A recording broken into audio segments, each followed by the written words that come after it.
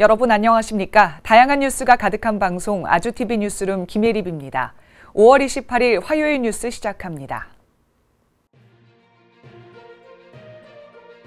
국민의힘 지도부는 당 일각에서 제기된 대통령 임기 단축 개헌론에 대해서 현직 대통령의 임기 단축은 절대 동의할 수 없다며 선을 그었습니다.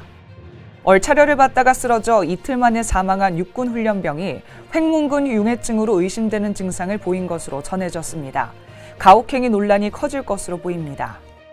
21년 뒤 2045년부터 세종을 포함한 모든 시도에서 출생아 수보다 사망자 수가 많아 인구가 자연 감소를 보일 것으로 전망됐습니다. 정부 보조금 사업 3개 중 2개꼴로 구조조정이 이루어집니다. 이는 최대 규모의 구조조정입니다. 한국소비자원이 집중적으로 관리하는 7대 생필품 중에서 계란과 설탕, 식용유, 밀가루, 화장지 등 5개 품목 가격이 이달에 일제히 올랐습니다.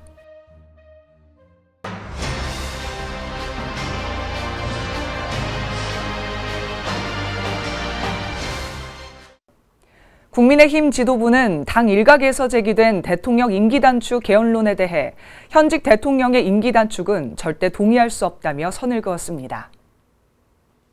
추경호 원내대표는 현직 대통령은 5년간 국정을 운영하라고 국민이 선출한 대통령이고 윤 대통령을 택한 국민의 뜻과 배치된다고 설명했습니다.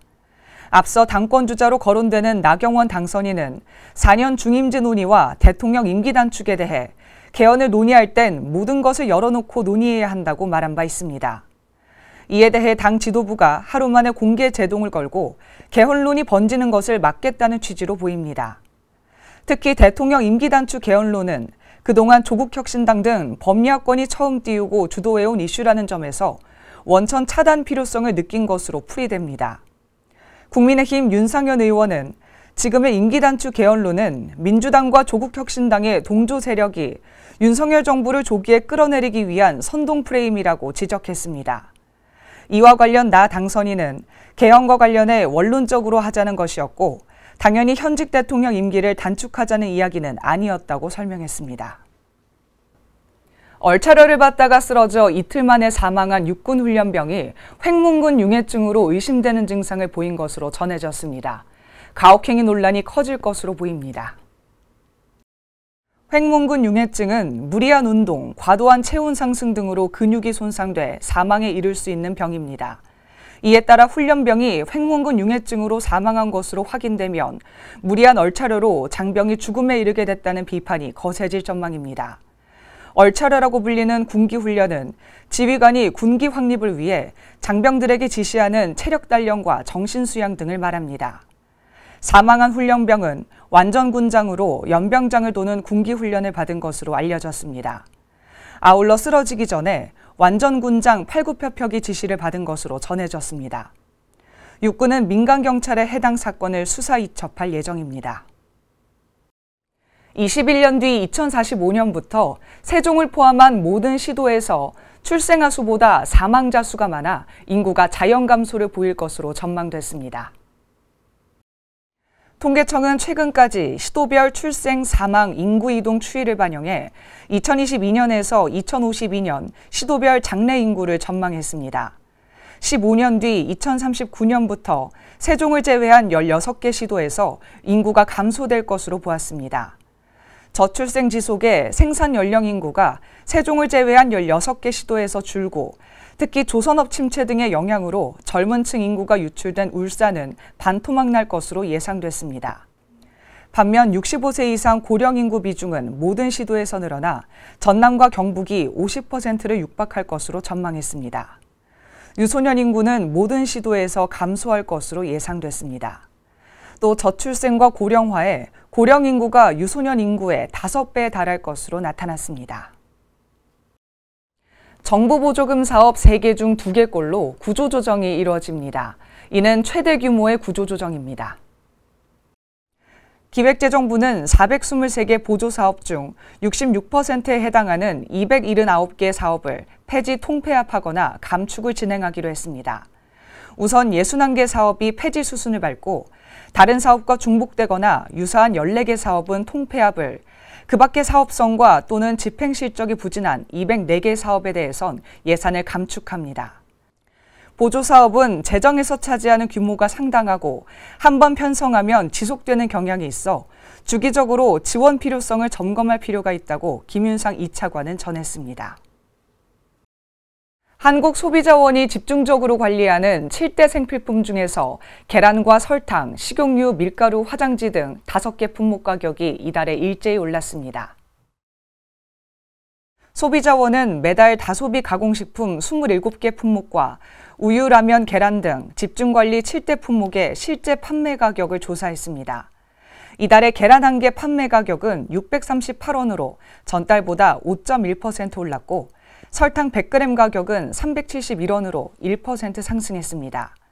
식용유 판매 가격은 100ml에 1,024원으로 0.4%, 밀가루는 100g에 234원으로 0.2%, 화장지는 한 롤에 921원으로 0.2% 각각 올랐습니다.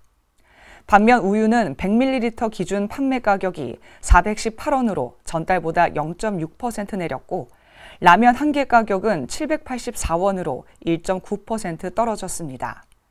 소비자원은 콜라와 컵밥, 시리얼, 고추장, 카레 등 21개 품목이 전달 대비 가격이 올랐고 국수와 햄, 참치 통조림 등 13개 품목 가격은 내렸다고 밝혔습니다. 이 중 유통업체 할인 행사 변동으로 인해 콜라와 컵밥 가격은 전달보다 올랐으나 국수와 햄 가격은 내렸다고 전했습니다. 경기주택도시공사는 청년형 매입임대주택 148가구 입주자를 모집한다고 밝혔습니다. 청년형 매입임대주택은 다세대, 다가구, 오피스텔 등의 기존 주택을 경기주택도시공사가 매입해 시세의 30에서 50% 수준 임대료로 19에서 39세 무주택 청년에게 공급하는 주택입니다.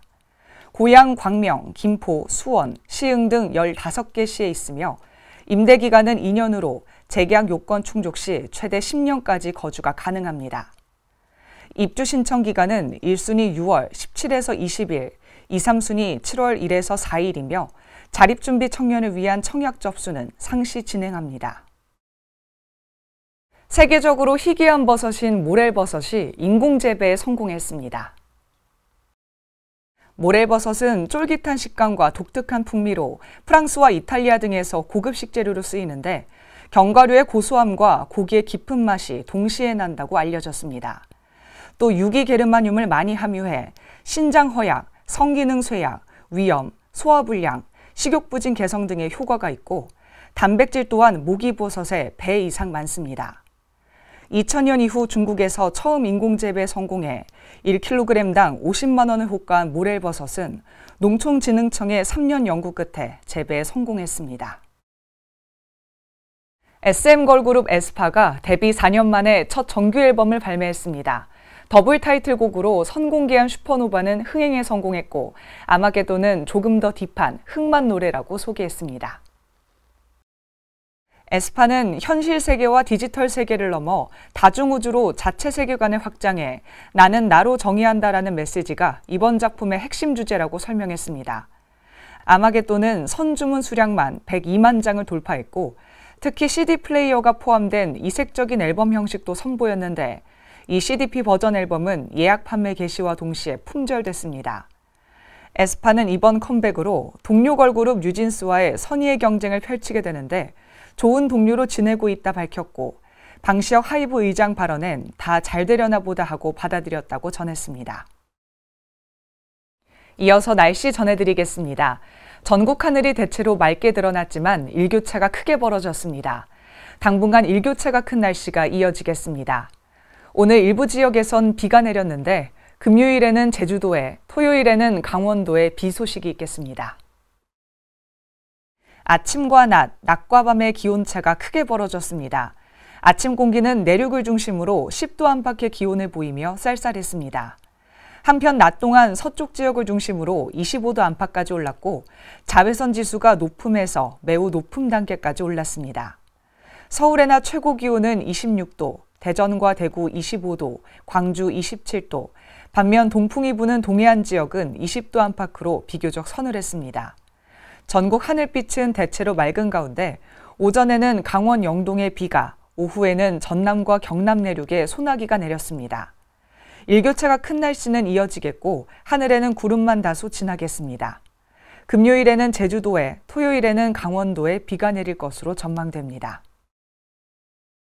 오늘 준비된 뉴스는 여기까지입니다. 화요일 아주TV 뉴스를 마칩니다. 저희는 내일 저녁 6시에 다시 찾아뵙겠습니다. 시청해주신 여러분 고맙습니다.